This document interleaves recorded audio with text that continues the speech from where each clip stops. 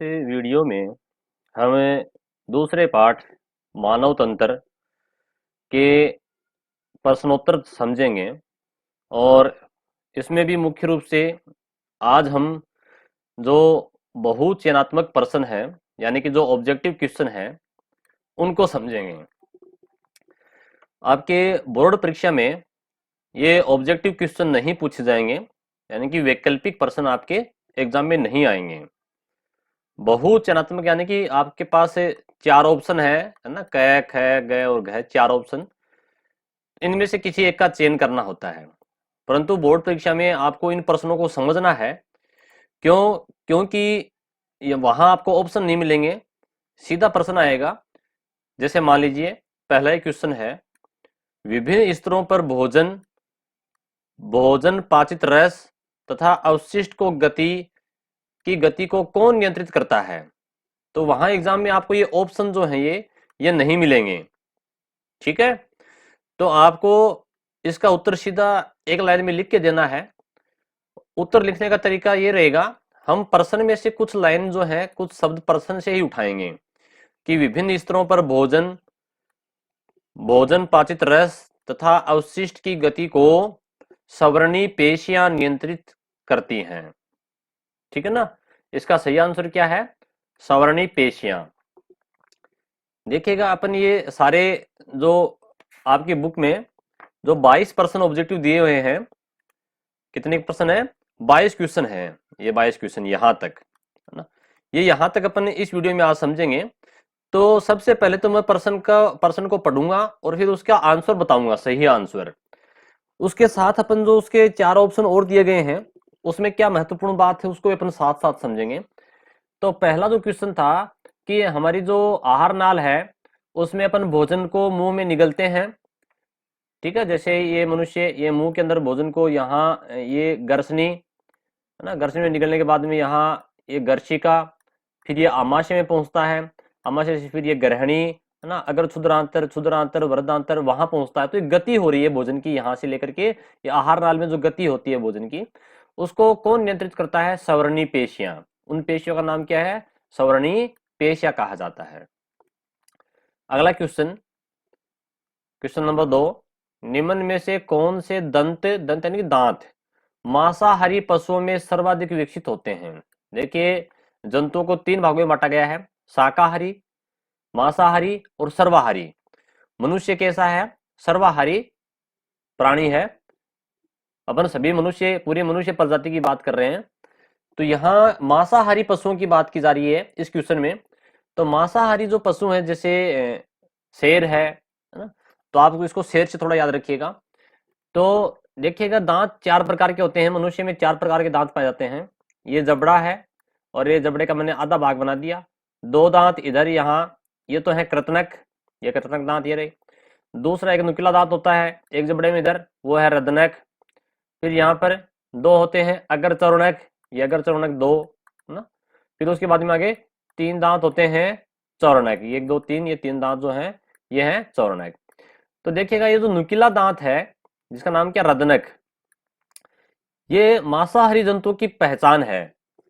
जो मांसाहारी जंतु होते हैं उनमें चीरफाड़ करने का काम करता है, मांस को चीरफाड़ करने का काम करता है ये रदनक दांत। कृतनक दांत भोजन को कुतरने का काम करते हैं, जैसे खरगोश है ना, गिलहरी है, चूहा है, उसमें ज्यादा विकसित होते हैं। और ये दोनों अगर चौरणक और ये चौरणक, ये दांत भोजन को चबाने का काम करते हैं। तो जो मांसाहारी पशु हैं उनके अंदर वो मांस खाते हैं, इसलिए उनमें कौन सा दांत ज्यादा विकसित होगा, नुकीला होगा। ये जो रदनक दांत है ये सबसे ज्यादा नुकीला पाया जाता है ना। आप कुत्ते में, बिल्ली में, उनमें भी देखते हैं। तो रदनक दांत सबसे ज्यादा नुकीला होता है, विकसित होता है। चलिए अगला question, question number 3, epiglottis. Epiglottis का नाम जो है हिंदी में इसको घाटी ढक्कन कहते हैं। देखिए क्या है, अपन जो भोजन गर्सनी में निगलते हैं, तो गर्सनी आगे जाकर के दो नलिकाओं में बढ़ जाती है। आगे वाली तो है श्वास नलिका, जिसमें जो फेफड़ों में खुलती है, और पीछे जो नलिका है वो होती है गर्शिका। गर्शिका के आगे फिर ये आमाशय है ना, इस प्रकार से ये। तो यहाँ पर ये जो गर्सनी है, इसका जो अंतिम भाग है, वहां दो नलिकाएं, श्वास नली और गर्शिका, या ग्रास नली बोल दीजिए। तो यहाँ एक ढक्कन पाया जाता है जिसका नाम क्या है, एपिग्लोटिस। ठीक है, मांस का बना हुआ एक अंग होता है जो कि गर्शिका का सबसे ऊपरी भाग है। गर्शिका यहाँ से शुरू हो रही है। ये एपिग्लोटिस क्या काम करता है, जब अपन भोजन यहाँ से निकलते हैं अंदर यानी कि गर्शिका से यहाँ निकलेंगे तो ये भोजन श्वास नली में नहीं चला जाए, इसलिए एपिग्लोटिस जो है इसको श्वास नली को उस समय निकलते समय इसको बंद कर देता है, इसको ढक देता है। ठीक है ना, घाटी ढक्कन, ढक्कन का काम क्या होता है, ढकना, यह श्वास नली को बंद कर देगा। ठीक है, तो इस प्रकार से ये क्या काम करता है, एपिग्लोटिस का कार्य क्या है, भोजन को श्वास नली में प्रवेश से रोकना। ठीक है, चलिए फिर अपना चौथा क्वेश्चन है, एंजाइमों द्वारा सर्वाधिक भोजन पाचन की क्रिया कहां संपन्न की जाती है। देखिए यहां ये मनुष्य के अंदर पूछ रहा है कि मानव में एंजाइमों द्वारा, तो देख अपन समझते हैं कि पाचन की क्रिया तो मुंह से ही शुरू हो जाती है। मुख में जो लार है, लार ग्रंथियां, वो लार का स्त्राव करती हैं। लार के अंदर एक एंजाइम होता है एमाइलेज। एमाइलेज का दूसरा नाम टाइलिन भी है। ठीक है ना, टाइलिन या एमाइलेज एंजाइम जो कार्बोहाइड्रेट को पचाएगा, वो सिर्फ कार्बोहाइड्रेट को ही पचाता है। ठीक है, बाकी मुंह के अंदर वसा का और प्रोटीन का पाचन नहीं होता, और कार्बोहाइड्रेट का भी आंशिक पाचन होता है, यानी कि पूर्ण रूप से पाचन नहीं होता है। तो मुंह के अंदर तो किसने पचाया, एमाइलेज ने।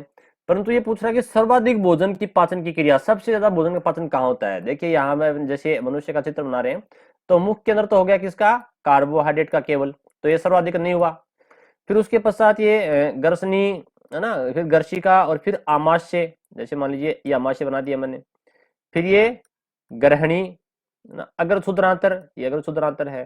फिर ये क्षुद्रांतर, फिर ये अपेंडिक्स है, यहाँ ये बड़ी आंत बना रहा हूं मैं इस प्रकार से। बड़ी आंत जो उसका व्यास ज्यादा होता है, ये बड़ी आंत ऐसे घूम करके ऐसी आती है ना, ऐसे आपको डायग्राम बनाना है। तो ये पूछ रहा है कि सर्वाधिक भोजन की पाचन क्रिया एंजाइमों द्वारा कहाँ होती है। तो देखिए इसमें सही आंसर जो है वो है ग्रहणी। ग्रहणी किसका भाग है, छोटी आंत का ही भाग है। ये जो आमाशय है, ये वाला भाग आमाशय, इसके आगे ये जो घुमाव है इतना सा, ये घुमाव होता है ग्रहणी। और ग्रहणी के आगे का भाग है अग्र क्षुद्रांतर, ये भाग इतना, ये क्या है, अग्र क्षुद्रांतर, यहां से वाला ये भाग। ठीक है, ये अग्र क्षुद्रांतर। और तीसरा इसका भाग होता है क्षुद्रांतर, यानी कि जो अंतिम भाग जहां बड़ी आंत आगे, बड़ी आंत शुरू होती है, ये भाग यहाँ इसका क्षुद्रांतर का है। तो ये छोटी आंत के तीन भाग हैं, पहला ग्रहणी, दूसरा अग्र क्षुद्रांतर, और तीसरा क्षुद्रांतर। तो यहाँ ये पूछ रहा है कि एंजाइमों द्वारा सबसे ज्यादा भोजन की पाचन की क्रिया होती है ग्रहणी में होती है। सही आंसर क्या होगा इसका, ग्रहणी में होता है।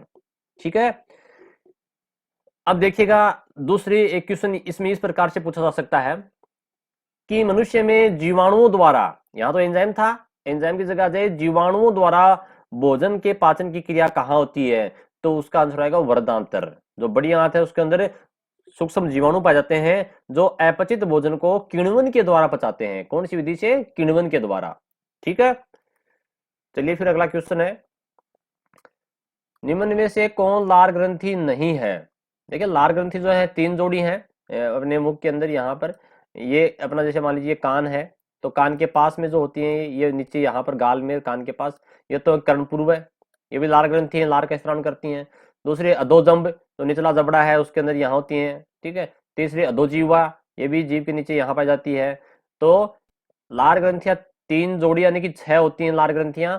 तो पीयूष जो ग्रंथि वो लार ग्रंथि नहीं है। पीयूष ग्रंथि अपने मस्तिष्क में यहाँ मटर के दाने के जैसी ये पूर्व अपना मस्तिष्क है। ठीक है ना, मस्तिष्क में नीचे यहाँ आधा तल पे पाई जाती है। ये पीयूष ग्रंथि अंतःस्रावी ग्रंथि है, जबकि लार ग्रंथियां जो है वो बहिस्रावी ग्रंथि है। ठीक है, चलिए फिर अगला क्वेश्चन है, निम्न में से कौन सा एंजाइम अग्नाशय द्वारा स्त्रावित नहीं होता है। तो देखिए इसका जो सही आंसर है वो है रेनिन। अग्नाशय ग्रंथि है, मिश्रित ग्रंथि है। ठीक है, इसको समझते हैं, देखिएगा ये अपना जो गर्शिका के बाद में आमाशय, और आमाशय के बाद में ग्रहणी, और ग्रहणी की यहाँ ये जुड़ी होती है अग्नाशय ग्रंथि, ये है अग्नाशय ग्रंथि। और ऊपर यहाँ इस भाग में अब इधर होता है यकृत। ठीक है ना, ये यकृत जुड़ा होता है। तो यहाँ पर ये जो मुख है, मुख में तो एमाइलेज एंजाइम स्त्रावित होता है। ठीक है, और अग्नाशय जो ग्रंथि है वो अग्नाशय ग्रंथि एमाइलेज का स्त्राव भी करती है, ट्रिप्सिन का भी करती है, और लाइपेज का भी। एमाइलेज तो कार्बोहाइड्रेट को पचाएगा, ट्रिप्सिन प्रोटीन को पचाएगा, और लाइपेज लिपिड यानी कि वसा को पचाएगा।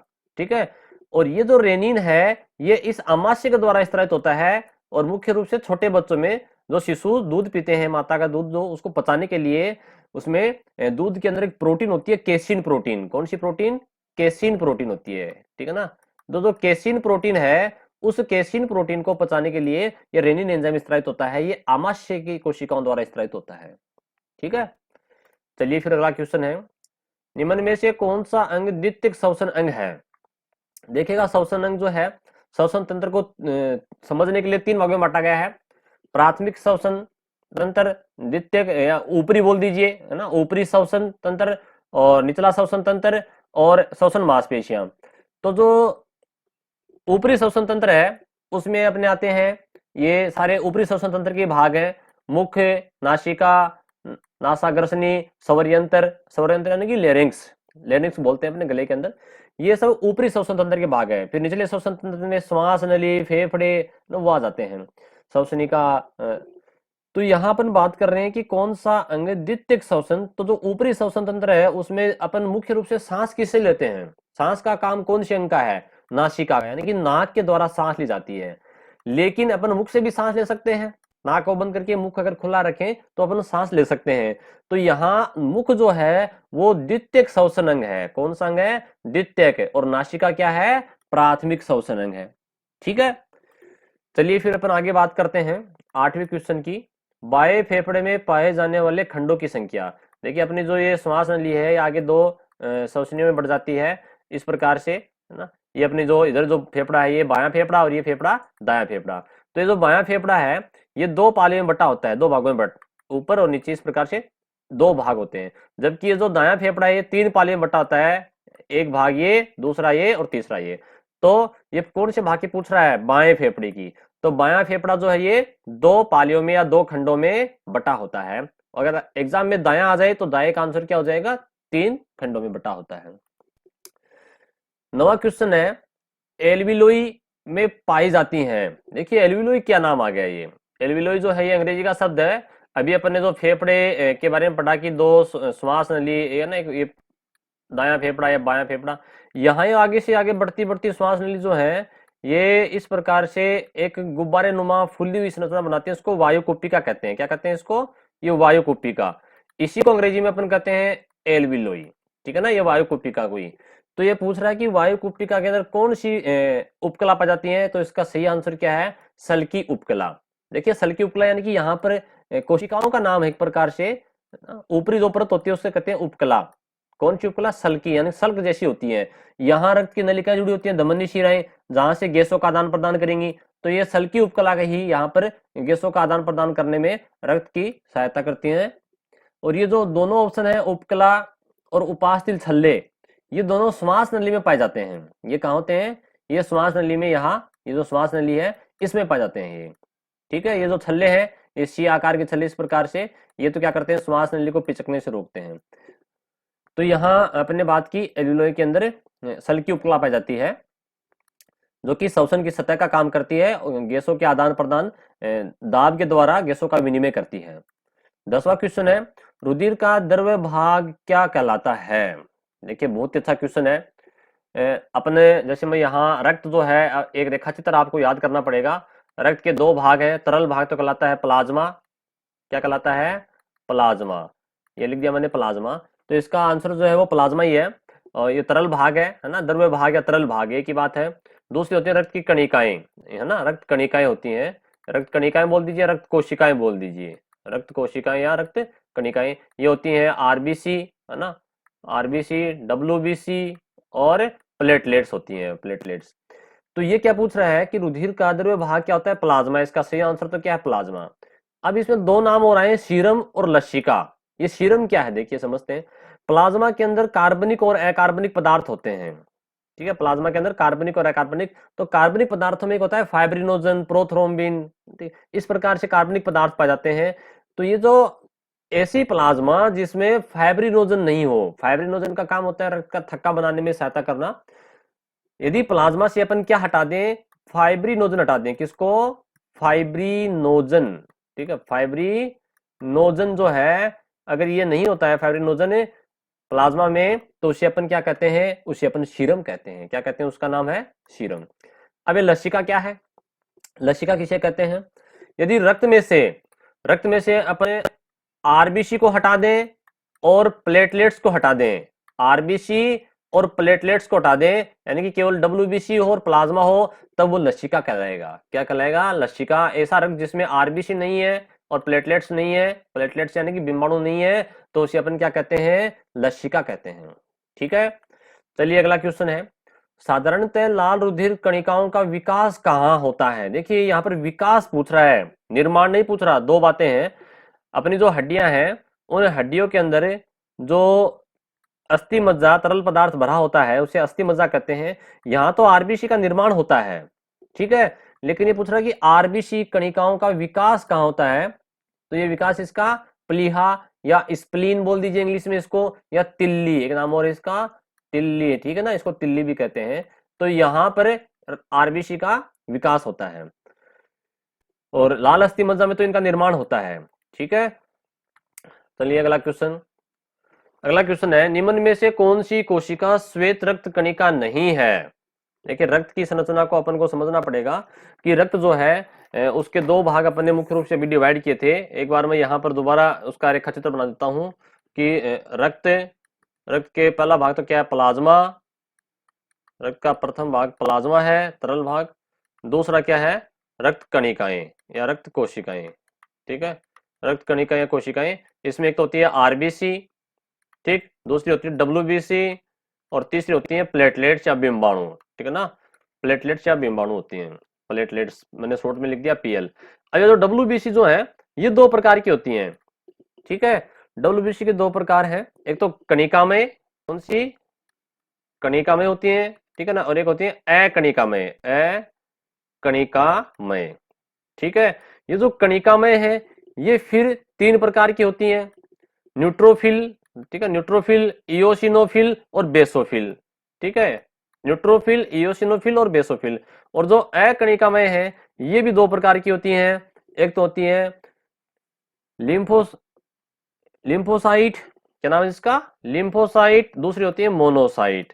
और जो लिम्फोसाइट है ये फिर तीन प्रकार की होती हैं, बी लिम्फोसाइट, टी लिम्फोसाइट और नेचुरल किलर सेल। ठीक है ना, प्राकृतिक मारक कोशिकाएं। अब देखिए अपन यहाँ क्वेश्चन को समझते हैं, कौन निम्न में से कौन सी कोशिका श्वेत रक्त कणिका नहीं है। बी लिम्फोसाइट तो है, देखिए ये रहा बी लिम्फोसाइट, अपन ने डब्ल्यूबीसी का तो प्रकार पढ़ रहे हैं अपन। दूसरा क्या है, बिंबाणु, बिंबाणु इसका सही आंसर है, यानी कि बिंबाणु जो है प्लेटलेट्स है ना, बिंबाणु, ये डब्ल्यूबीसी का प्रकार नहीं है। तीसरा बेसोफिल, बेसोफिल कहाँ था, देखो डब्ल्यूबीसी के दो प्रकार थे, कणिका में अकणिका में। कणिका में जो है उसमें न्यूट्रोफिल, इओसिनोफिल और बेसोफिल है ना, ये बेसोफिल ये रही यहाँ पर। तीसरा चौथा ऑप्शन क्या है, मोनोसाइट, तो मोनोसाइट भी डब्ल्यूबीसी का प्रकार है। अकणिका में लिम्फोसाइट और मोनोसाइट दो प्रकार होते हैं, तो ये मोनोसाइट भी डब्ल्यूबीसी का प्रकार है। तो आपको ये रेखाचित्र से आपको पूरा समझ में आ जाएगा। 13 का क्वेश्चन है, किस रक्त समूह में लाल रक्त कणिकाओं पर ए व बी दोनों प्रकार के प्रतिजन उपस्थित होते हैं। प्रतिजन यानी कि एंटीजन, अंग्रेजी में इसको एंटीजन कहते हैं। अपनी जो आरबीसी है उनका आकार द्विअवतलाकार ऐसा होता है, ठीक है, और इनके ऊपर अगर ए प्रकार का एंटीजन है तो उस व्यक्ति का ब्लड ग्रुप हो जाएगा ए। अगर किसी व्यक्ति की आरबीसी पर बी प्रकार का एंटीजन है तो उसका ब्लड ग्रुप हो जाएगा बी। ठीक है, और किसी व्यक्ति के आरबीसी के ऊपर दोनों ही एंटीजन है ए और बी तो उसका ब्लड ग्रुप हो जाएगा ए बी। अब देखिए क्वेश्चन क्या है, किस रक्त समूह में लाल रक्त कणिकाओं पर ए व बी दोनों ही प्रकार की, तो कौन से में होंगी, ए बी वाले के ऊपर। ठीक है, ओ वाले के ऊपर किसी प्रकार की एंटीजन नहीं पाई जाती हैं, जो ओ है उसके ऊपर एंटीजन नहीं होती है। अगला क्वेश्चन है क्वेश्चन नंबर 14, परिसंचरण के दौरान रक्त हृदय से कितनी बार गुजरता है। देखिए दो बार गुजरता है, एक बार तो अशुद्ध एक बार शुद्ध। कैसे, जैसे अपने शरीर की कोशिकाओं के अंदर श्वसन क्रिया हो रही है और वो शरीर की कोशिकाओं में जो श्वसन क्रिया होती है तो वहां पर CO2 गैस बनेगी। तो ये CO2 गैस जो है केशिका में जाएगी और ये बहुत सारी जो कोशिकाएं हैं, केशिकाएं आपस में जुड़ करके क्या बनाएंगी, एक शिरा बनाएंगी। और ये जो शिरा है बहुत सारी शिराएं मिलकर के महाशिरा बनाएंगी। और ये महाशिरा कहाँ खुलती है, अपना जो हृदय है उस हृदय के चार भाग हैं, ठीक है, ऊपर वाले आलिंद, नीचे वाले नीले। तो ये इस दाएं आलिंद में इस रक्त को लाती है, ठीक है, अशुद्ध रक्त यहाँ आता है, CO2 वाला रक्त है, इसका मतलब अशुद्ध रक्त, ये महाशिरा, शिराओं में अशुद्ध रक्त बहता है। ये दाएं आलिंद से दाएं नीले में पहुंचेगा और दाएं नीले से ये फेफड़ों में जाएगा। ठीक है, फेफड़ों से क्या होगा, CO2 को बाहर छोड़ दिया जाएगा, O2 को ले लिया जाएगा और O2 वाला रक्त जो है वो कहाँ आएगा बे, इसे बाएं आलिंद में, और बाएं आलिंद से बाएं नीले में, और फिर बाएं नीले से ये महाधमनी, और महाधमनी आगे धमनी में बढ़ जाती है। ठीक है ना, और फिर धमनी आगे केशिकाओं में बढ़ जाती हैं, और ये केशिकाएं से रक्त जो है कोशिकाओं के पास आ जाता है, शुद्ध रक्त यानी कि O2 वाला रक्त। तो ये रक्त एक बार तो CO2 लेकर के यही रक्त कहाँ गया, हृदय में गया, और हृदय से फेफड़ों में इसने क्या किया, CO2 को छोड़ दिया और O2 को ले लिया, और यही रक्त वापस आया शुद्ध होकर के। तो एक बार तो अशुद्ध अवस्था में और एक बार शुद्ध अवस्था में, तो हृदय से रक्त दो बार गुजरता है, इसलिए मानव हृदय परिसंचरण तंत्र को दोहरा रक्त परिसंचरण तंत्र कहते हैं। दोहरा यानी कि दो बार गुजरता है, डबल सर्कुलेशन। 15 का क्वेश्चन है, मनुष्य मुख्य रूप से किसका उत्सर्जन करता है। देखिए हमारे शरीर में यूरिया बनती है, और यूरिया कहाँ बनती है, जो यकृत है, लीवर है, ठीक है ना, उस भाग में अपने जो आमाशय है इधर, ये तो यहाँ ये जो यकृत है, ये वाला भाग, इसमें क्या होता है, जो हमारे शरीर के अंदर जो नाइट्रोजन युक्त पदार्थ है, पहले उससे अमोनिया बनेगी। क्या बनेगी, अमोनिया, और अमोनिया जल में घुलनशील है। अमोनिया का उत्सर्जन जलीय जंतु में होता है, जैसे मछलियां वगैरह हैं उनमें होता है, और यूरिया का उत्सर्जन मनुष्य है, ठीक है ना, इन मुख्य रूप से मनुष्य में ही, और अन्य जो स्तनधारी जंतु हैं उनके अंदर भी यूरिया का ही उत्सर्जन होता है। तो यूरिया बनती कहाँ है, यकृत में, और यकृत से कहाँ जाएगी, फिर ये हमारी जो किडनियां हैं, उन किडनियों के पास यहाँ रक्त के अंदर जो यूरिया घुली हुई है, उसमें से यूरिया को अलग कर दिया जाएगा, है ना, यूरिया का निस्संदन हो जाएगा, सन करके यूरिया मूत्र के रूप में बाहर निकाल दी जाएगी। तो यहाँ यूरिक अम्ल का उत्सर्जन होता है मुख्य रूप से सरीसृप हैं, एम्फीबियन जंतु हैं, उभयचर जंतु ना, कीटों में, उनमें यूरिक अम्ल का होता है। अगला क्वेश्चन है, ग्लोमेरुलस कहाँ पाया जाता है। देखिएगा ये जो अपनी किडनी है, वृक्क है, एक जोड़ी किडनी होती है दाएं और बाएं, यहाँ इनकी छोटी इकाई जो है वो है नेफ्रॉन या वृक्काणु। मैंने चित्र बना दिया, इसको मैं बाहर निकाल के दिखा रहा हूँ बड़ा करके। जो वृक्काणु या नेफ्रॉन है, इसको मैं बड़ा डायग्राम बनाऊं इसका, तो इस प्रकार से इसकी संरचना ऐसी होती है। ये बोमन संपुट वाला भाग, ठीक है, फिर यहाँ पर ये इस प्रकार से इसमें मैंने एक लूप बना दिया, ठीक है, ये ऐसे बिल्कुल सरल बनाया है चित्र। ये यहाँ पर ये बोमन संपुट है, ये भाग क्या है, ये बोमन संपुट, ठीक है। इसके अंदर एक धमनी आती है, अभिवाही धमनी, वो अंदर इस प्रकार से आपस में एक दूसरे से लिपट करके, उलझ करके ग्लोमेरुलस बनाती है, और अपवाही के रूप में बाहर निकल जाती है। तो ये ग्लोमेरुलस कहाँ होता है, बोमन संपुट में। सही आंसर क्या होगा इसका, ये बोमन संपुट है, इसके अंदर ये ग्लोमेरुलस पाया जाता है। ये ग्लोमेरुलस है, और ये बाहर वाला भाग क्या है, बोमन संपुट है, ठीक है। ये तो नलिका है, समीपस्थ नलिका, ये दूरस्थ नलिका, ये संग्राहक नलिका, और ये जो लूप है इसका नाम है हेनले का लूप, ये रहा नाम हेनले का लूप। और ये वर्क नलिकाएं कौन कौन सी हैं, समीपस्थ, दूरस्थ और संग्राहक, ठीक है। अगला क्वेश्चन है, प्रमुख मानव नर लिंग हार्मोन। नर हार्मोन पूछ रहा है, नर के अंदर भी लिंग हार्मोन तो एक ही होता है, टेस्टोस्टेरोन हार्मोन, जो हमारे वर्षण के द्वारा स्त्रावित किया जाता है। नर के द्वारा, नर में जो वर्षण होते हैं उनके द्वारा स्त्रावित होता है। एस्ट्रोजन और प्रोजेस्टेरोन जो है ये मादा हार्मोन है, मादा लिंग हार्मोन है, और ये अंडाशय ग्रंथि द्वारा स्त्रावित होता है। अगला क्वेश्चन, निम्न में से प्राथमिक लैंगिक अंग। देखिएगा नर के अंदर जो प्राथमिक लैंगिक अंग है वो है वर्षण, और मादा के अंदर प्राथमिक लैंगिक अंग है वो है अंडाशय। तो इसका सही आंसर क्या हो जाएगा, ख और ग दोनों, यानी कि ख मादा में है और ये ग पुरुष में है, इस नर में है, ठीक है ना। तो इसका सही आंसर ये हो जाएगा। 19 का प्रश्न है, प्रेरक तंत्रिकाएं उद्दीपनों को पहुंचाती हैं। देखिए दो प्रकार की तंत्रिकाएं होती हैं, जैसे हमारी खोपड़ी के अंदर ये मस्तिष्क है, ये यहाँ पर फिर ये मेरुरज्जु है, और ये मेरु तंत्रिकाएं, बहुत सारी तंत्रिकाएं निकलती हैं, अपने हाथ पैर के अंदर तंत्रिकाएं जा रही हैं। ये मान लीजिए अपना हाथ है यहाँ पर, तो यहाँ अपन किसी वस्तु को छूते हैं तो हमारे यहाँ से संदेश लेके जाएगी यहाँ इस अंग से, ठीक है। वो पहले मेरुरज्जु में पहुंचेगा, मेरुरज्जु केंद्रीय तंत्रिका तंत्र का भाग है, और फिर मस्तिष्क में पहुंचेगा। मस्तिष्क और मेरुरज्जु दोनों केंद्रीय तंत्रिका तंत्र के भाग हैं, ठीक है। तो यहाँ पर ये जो संदेश लेकर के जा रही है ये तो कहलाती है संवेदी तंत्रिका, ठीक है। और जो मस्तिष्क से वापस मेरुरज्जु के पास और मेरुरज्जु से वापस इस अंग तक लाती है वो कहलाती है प्रेरक तंत्रिका। तो ये क्या पूछ रहा है, प्रेरक तंत्रिका उद्दीपन यानी कि संदेश को कहाँ पहुंचाती है, तो क्या आंसर आएगा, केंद्रीय तंत्रिका तंत्र से, यानी कि यहाँ मस्तिष्क से मेरुरज्जु, मस्तिष्क और मेरुरज्जु दोनों केंद्रीय तंत्रिका तंत्र के भाग से अंगों तक, जिस अंग तक जो अंग उद्दीपन को ग्रहण कर रहा था, है ना, किसी गर्म वस्तु को या फिर ठंडी वस्तु को, ये यहाँ पर इस अंग को उद्दीपन ग्रहण कर रहा था, यहां तक लेके जाएंगी, यानी कि केंद्रीय तंत्रिका तंत्र से अंगों तक पहुंचाती हैं। 20 का प्रश्न है, कॉर्पोरा क्वाड्रिजेमिन पाया जाता है। देखिए अपना जो मस्तिष्क है, उस मस्तिष्क के 3 भाग हैं। अगर मस्तिष्क में आता है प्रैम मस्तिष्क, थैलेमस और हाइपोथैलेमस। दूसरा आता है मध्य मस्तिष्क, जो यहाँ मध्य में बीच में होता है। मध्य मस्तिष्क जो है, इसके अंदर 4 पिंड होते हैं। 4 पिंड में यहाँ बना रहा हूँ, जैसे 1, 2 और 3 और 4 पिंड, ठीक है। ये यहाँ पर है, इसके अंदर यहाँ है 4 पिंड।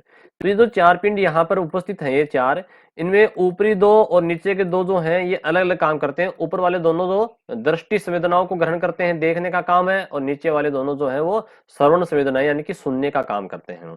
तो ये कॉर्पोरा क्वाड्रिजेमिन कहाँ पर जाते हैं? ये मध्य मस्तिष्क का भाग है। कौन से मस्तिष्क का? मध्य मस्तिष्क का। और पश्च मस्तिष्क में क्या होता है? यहाँ एक अनुमस्तिष्क होता है ना, यहाँ ऊपर पोन्स होता है, पोन्स के नीचे मेडुला ऑब्लांगेटा होता है। मध्य मस्तिष्क के, पश्च मस्तिष्क के 3 भाग हैं, अनुमस्तिष्क, पोन्स और मेडुला ऑब्लांगेटा, ठीक है। और ये जो मध्य मस्तिष्क, उसमें 4 पिंड होते हैं, इन्हीं को कॉर्पोरा क्वाड्रिजेमिन कहा जाता है। पीयूष ग्रंथि कौन सा हार्मोन स्रावित नहीं करती है? देखिए पीयूष ग्रंथि को मास्टर ग्रंथि कहा जाता है, क्योंकि ये अन्य ग्रंथियों पर नियंत्रण करती है।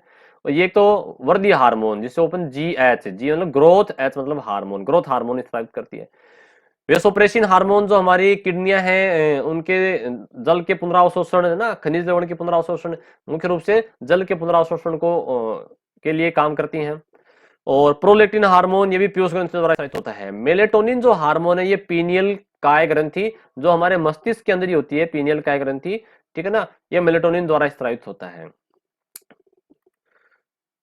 22 का लास्ट क्वेश्चन है, दैनिक लय के नियमन के लिए उत्तरदायी। देखिए ये जो अपन ने अभी पढ़ा था, मेलेटोनिन हार्मोन, ये पीनियल ग्रंथि ही उत्सर्जित करती है, और पीनियल ग्रंथि हमारी दैनिक लय के नियमन के लिए उत्तरदायी है। दैनिक लय के नियमन को आप याद कर लीजिए, जैसे अपन को कहीं सुबह जल्दी उठ के कहीं जाना है और हम घड़ी में अलार्म लगाते हैं, तो हमें मस्तिष्क पहले ही जगाने का प्रयास करता है, अपन तुरंत जग जाते हैं। तो हमें किसी चीज को, अपन ने किसी काम को बताया और वो काम हमें अचानक याद आता है, तो ये हमारी पीनियल जो ग्रंथि ये काम करती है, दैनिक लय का काम करती है। इसे मानव का तीसरा नेत्र भी कहा जाता है, और इसे बायोलॉजिकल क्लॉक, जैविक घड़ी भी कहते हैं, ठीक है, जो हमें किसी चीज के अचानक याद दिलाना, जगाने का काम करती है, ठीक है। थायराइड ग्रंथि जो है थायरोक्सिन हार्मोन स्रावित करती है, गले में पाई जाती है। अग्नाशय ग्रंथि जो है वो इंसुलिन और ग्लूकेगोन 2 हार्मोन स्रावित करती है ना, रक्त में शुगर की मात्रा का नियंत्रण करती है।